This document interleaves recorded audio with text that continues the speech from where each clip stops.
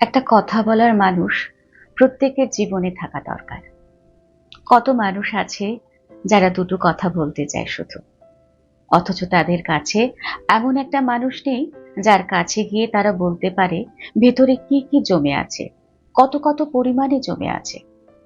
তার একটা মানুষ খোঁজে, ছটফট করে এমন একজনের জন্যে যার সাথে সে দুটো কথা বলতে পারবে শুধু, আর কিচ্ছু না। যে কেবল মন দিয়ে শুনবে তার তীর তীরে অনুভূতির প্রবাহ বয়ে যাওয়ার আওয়াজ। জরুরি নয় কথা বলার মানুষটার সাথে প্রেম ভালোবাসার সম্পর্ক হতেই হবে, জরুরি নয় তার সাথে দেখা হতেই হবে, ছুঁয়ে দেখতেই হবে। সম্পর্কের কোনো নাম না হলেও চলবে।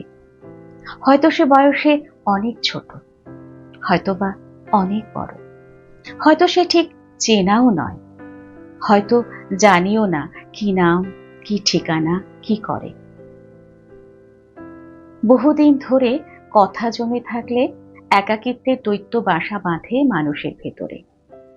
সে ধীরে ধীরে অবশ করে দেয় অনুভূতি, ভালো থাকার ইচ্ছে, মিশতে পারার চেষ্টাগুলোকে। অবশেষে হাঁসফাঁস করতে করতে আস্তে আস্তে ডুবতে থাকে একটা আস্ত মানুষ। একাকিত্ব আসলে একটা বিশাল সমুদ্রের নাম। সেই সমুদ্রে যে মানুষটা ক্রমাগত ডুবতে থাকে, তার কাছে একটা কথা বলার মানুষ পাশ থেকে ভেসে যাওয়া জাহাজের মতো।